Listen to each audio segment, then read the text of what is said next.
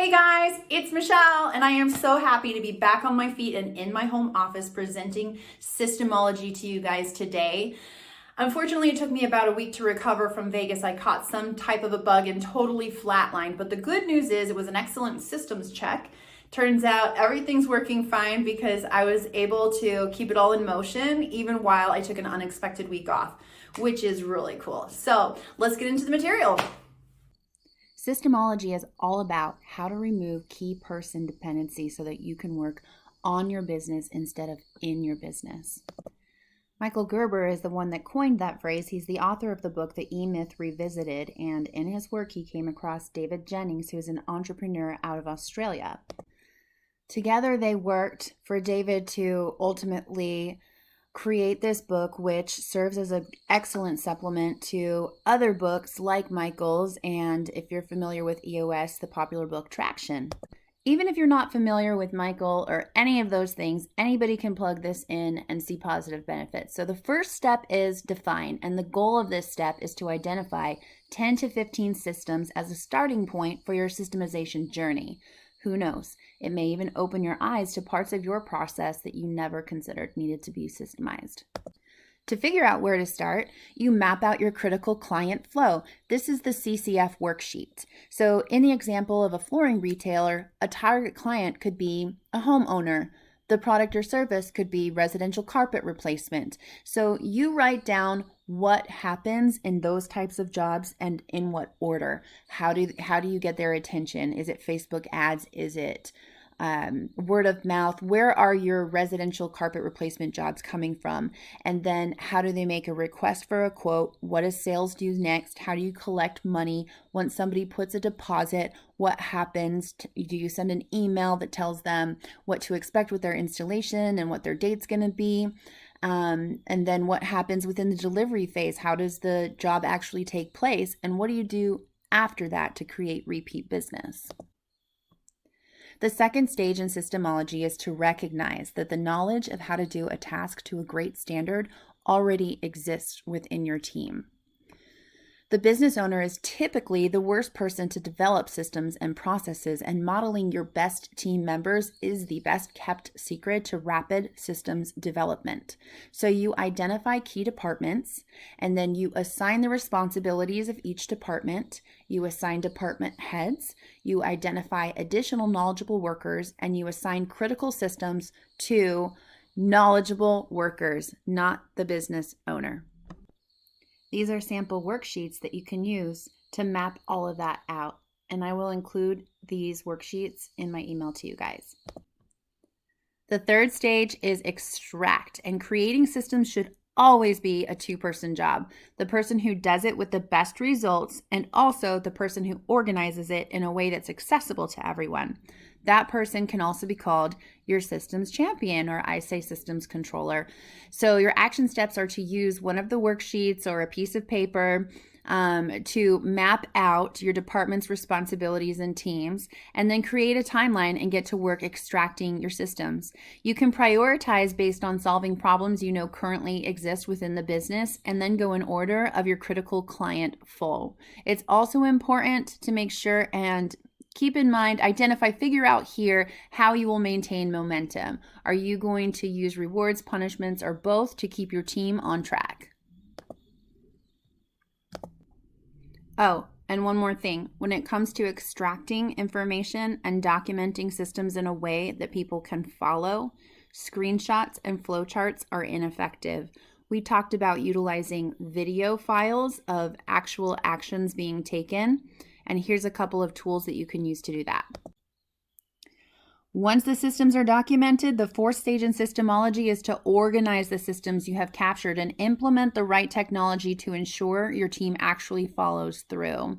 This is how you overcome the dreaded, but I didn't know, and lay the foundations for high performance. So you find a location, a shared drive, a software. There are software specifically for this, and you keep all of that information in there so that when somebody asks for the third time how to do something, they can be directed right back to that central hub of information and figure out how to do it themselves. Having everything documented and organized also increases the value of your business should you ever choose to sell. Okay, so now we get to the good stuff, and this is the most interesting part of this process to me. The fifth stage in SYSTEMology is to get the team to buy in to your new systemized approach to business. You need to position the benefits of the new initiative in relation to the individuals rather than the company. That's one of the secrets to making this work. And the other is that people support what they help to create. And that's yet another reason why the business owner is not the best person to be constructing the systems. Expect resistance here. Work through it, because this is where you make the shift to a systems thinking culture. So you've started the extraction process, you've introduced your software to your team. Now you're going to be managing the systems within whatever software or tool you're using to organize them. And when you see resistance from your team, you're going to meet it head on to bring everybody on board. And that's where you start to build a systems thinking culture. The sixth stage in SYSTEMology is to extract and organize the systems that are critical for scaling your business. And those include your financial systems, human resource systems, management systems. This is where you focus on getting your recruitment, onboarding, and training processes right, as these are critical to growth and fostering the systems thinking mindset. You're going to get most of your resistance from people who are already inside of your business.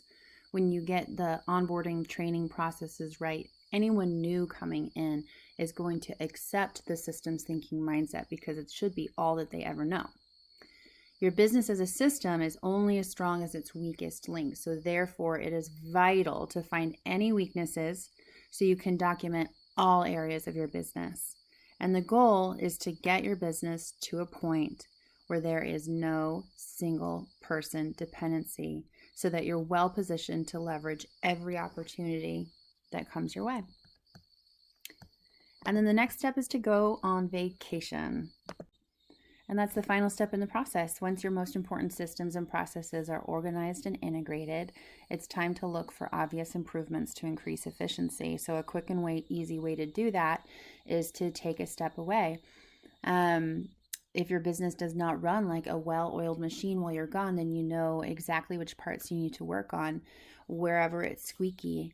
People often begin the process of optimization too early, looking to make each step in their processes perfect before implementation. And a much better approach is to first capture what you are already doing and then from there improve upon it. Optimization is ongoing and it's actually really fun.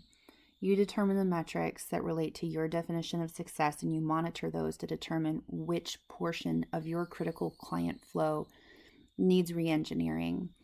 The combination of excellent systems and excellent people that are using the systems is what allows you to create a dreamy life instead of being a slave to your business. And something that you hear me say quite often is that to bring out the natural best in people, you have to figure out how to make them feel psychologically safe.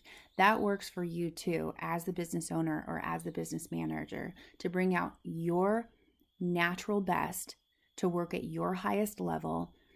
Use these things to create a safety net for you. When you have the systems and the people in place, it allows you to perform at a higher level. So that was really quick, and you may have thought of some questions along the way.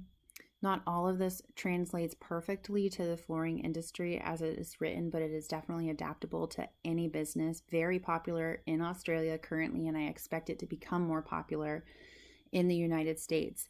If you guys have any questions about how you implement this in your business, how you utilize it, where you are at right now, I welcome you to contact me. I would love to brainstorm with you. My email is on the screen, and if you are a woman, please join us through womenflooring.com. We do a lot of work on this type of stuff over there. Thank you all so much for joining me in Surfaces and here. I wish you all outrageous success in business and life.